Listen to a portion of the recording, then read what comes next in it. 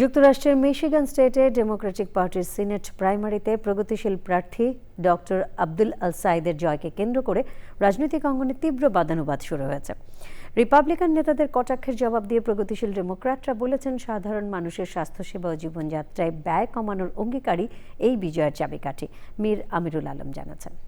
Michigan স্টেটের Democratic senate প্রাইমারিতে বিপুল অঙ্কের সুপার প্যাকের অর্থশক্তিকে পরাজিত করে ইতিহাস গড়েছেন প্রগতিশীল প্রার্থী doctor Abdul Al Syed.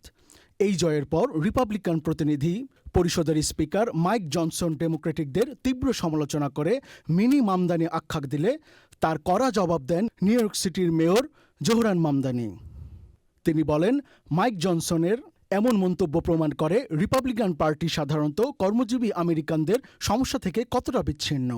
A cost of living crisis and the way in which healthcare is exceedingly out of reach for those who have helped to make this country what it is. এদিকে এক প্রচার সভায় প্রেসিডেন্ট ডোনাল্ড ট্রাম্প আল সাইয়েদকে communist ও Israel বিদ্বেষী বলে আখ্যা দেন, কিন্তু এসব অভিযোগ নাকচ করে দিয়ে ডেমোক্র্যাট সমর্থক সিনেটর বার্নি স্যান্ডার্স আল সাইয়েদের কৌশলগত প্রচারণাকে আধুনিক ইতিহাসের নজরবিহীন সাফল্য বলে অভিহিত করেছেন। What I hope everybody appreciates is that what happened in Michigan yesterday is literally unprecedented in modern American history. What Abdul had to do is take on the entire Michigan Democratic establishment. Senator Elizabeth Warren এবং স্থানীয় Democrat নেতারা মনে করছেন, দলীয় বিরোধ ভুলে নভেম্বরের সাধারণ নির্বাচনে রিপাবলিকান প্রার্থী মাইক রজার্সকে হারাতে প্রগতিশীলদের তৃণমূল আন্দোলনের এই ধারা অক্ষুণ্ণ রাখা জরুরি। আগামী নভেম্বরের নির্বাচনে মিশিগানের এই সিনেট আসনটি মার্কিন সিনেটের সংখ্যাগরিষ্ঠতা নির্ধারণে অত্যন্ত নির্ণায়ক হতে যাচ্ছে। মীর আমিরুল আলম, চ্যানেল আই। অর্থনৈতিক সংকট এবং মার্কিন প্রেসিডেন্ট ডোনাল্ড ট্রাম্পের নানা বিতর্কিত সিদ্ধান্তের জেরে রিপাবলিকান পার্টির ওপর ভোটারদের আস্থা কমছে। বিভিন্ন জরিপের তথ্য মতে প্রেসিডেন্ট ট্রাম্পের একের পর এক ভুল সিদ্ধান্তে রিপাবলিকান পার্টি গভীর সংকটে পড়েছে। ট্রাম্পের ক্রমাগত জনপ্রিয়তার হ্রাস ও আগ্রাসী নীতি আগামী নির্বাচনে রিপাবলিকান পার্টির ভরাডুবির কারণ হতে পারে বলে আশঙ্কা করছেন বিশ্লেষকরা। জাকি আক্তার জানাচ্ছেন। মার্কিন প্রেসিডেন্ট ডোনাল্ড ট্রাম্পের কাজের প্রতি দেশের মানুষের সমর্থন কমেছে। যুক্তরাষ্ট্রের অর্থনীতি ধস, ইরান যুদ্ধ, ব্যক্তিগত ব্যবসায়িক স্বার্থ কিংবা ওয়াশিংটনে বিতর্কিত সংস্কার চেষ্টা, এমন সব বিষয়ে রিপাবলিকান ও তাদের সমর্থক ভোটারদের বড় অংশই অসন্তোষ প্রকাশ করেছে। জরিপে দেখা গেছে প্রায় 30% রিপাবলিকান ও সমমনা ভোটার ট্রাম্পের কর্মকাণ্ডে প্রতি অনাস্থা জানিয়েছে। জরিপে অংশ নেওয়া ভোটারদের বড় অংশ মনে করেন যুক্তরাষ্ট্রের বর্তমান অর্থনৈতিক পরিস্থিতি খুবই নাজুক। নিত্য প্রয়োজনীয় পণ্যের দাম ও জ্বালানি তেলের মূল্য নিয়ন্ত্রণে ট্রাম্প কার্যকর ব্যবস্থা নিতে পারেননি বলে মনে করেন অর্ধেকের বেশি ভোটার। একইভাবে ইরান ইস্যুতেও জনমত ট্রাম্পের বিপক্ষে যাচ্ছে। অধিকাংশ সমর্থক মনে করেন ইরানের সঙ্গে যুক্তরাষ্ট্রের দীর্ঘমেয়াদী যুদ্ধ বাধার আশঙ্কা রয়েছে।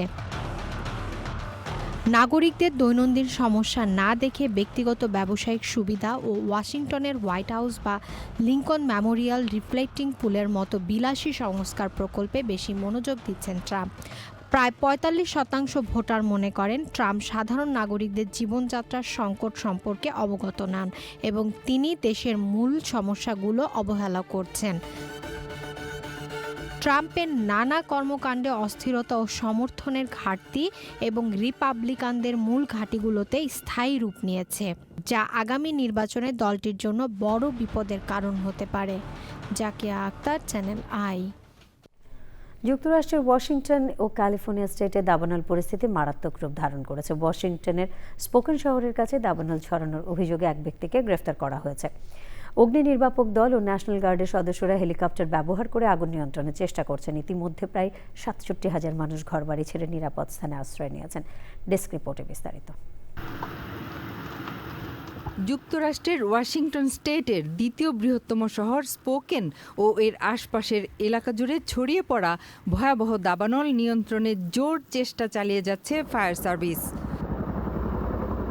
পূর্বাঞ্চলীয় পার্বত্য এলাকার আগুন নিয়ন্ত্রণে সেনা সদস্য পাঠানোর পাশাপাশি হেলিকপ্টার থেকে ক্রমাগত পানি দেওয়া হচ্ছে। পুলিশ জানিয়েছে স্পোকেনের সবচেয়ে বিধ্বংসী ওল্ড ট্রেলস দাবানলটি পরিকল্পিতভাবে আগুন লাগানোর মাধ্যমে সৃষ্টি। ঘটনায় জড়িত থাকার অভিযোগে ৩৭ বছর বয়সী এক যুবককে গ্রেপ্তার করে $1 মিলিয়ন বন্ডে আটকে রাখা হয়েছে। অগ্নিকাণ্ডে অন্তত ৮৫০টি ভবন ক্ষতিগ্রস্ত ও ধ্বংস হয়েছে। দাবানলের হাত থেকে বাঁচাতে ওই এলাকার ৬৭,০০০ বাসিন্দা নিরাপদ স্থানে সরে গেছেন। স্থানীয় কনভেনশন সেন্টার ও হোটেলে অবস্থান নেওয়া গৃহহীন মানুষকে সাহায্য করছে স্থানীয় প্রশাসন। একই সময়ে ক্যালিফোর্নিয়ায় গ্যান ফায়ার দাবানলটি ৭,০০০ একরের বেশি এলাকায় ছড়িয়ে পড়ায় সেখানে জরুরি অবস্থা ঘোষণা করা হয়েছে। ঠান্ডা আবহাওয়া সাময়িকভাবে কিছুটা স্বস্তি দিলেও সপ্তাহের শেষ দিকে তাপমাত্রা বৃদ্ধি ও শুষ্ক বাতাসের পূর্বাভাস থাকায় দাবানল আরও ছড়িয়ে পড়তে পারে বলে আশঙ্কা করছেন সংশ্লিষ্টরা। International desk report, channel I. যুক্তরাষ্ট্রের নর্থ ক্যারোলাইনার ক্যাসওয়েল কাউন্টিতে একটি বাড়িতে গোলাগুলির ঘটনায় হামলাকারী সহ ৩ জন নিহত হয়েছেন। বুধবার সকালে প্রসপেক্ট হিল এলাকায় একটি বাড়িতে হামলার ঘটনা ঘটে। পুলিশ জানায় সকাল ৮টার ঠিক আগে খবর পেয়ে আইনশৃঙ্খলা বাহিনীর সদস্যরা ঘটনাস্থলে পৌঁছে গুলিবিদ্ধ একাধিক মানুষকে পড়ে থাকতে দেখেন। গোলাগুলিতে আহত একজনকে আশঙ্কাজনক অবস্থায় ডিউক ইউনিভার্সিটি হাসপাতালে ভর্তি করা হয়েছে। পুলিশ নিশ্চিত করেছে সন্দেহভাজন হামলাকারী নিহতদের মধ্যে রয়েছে।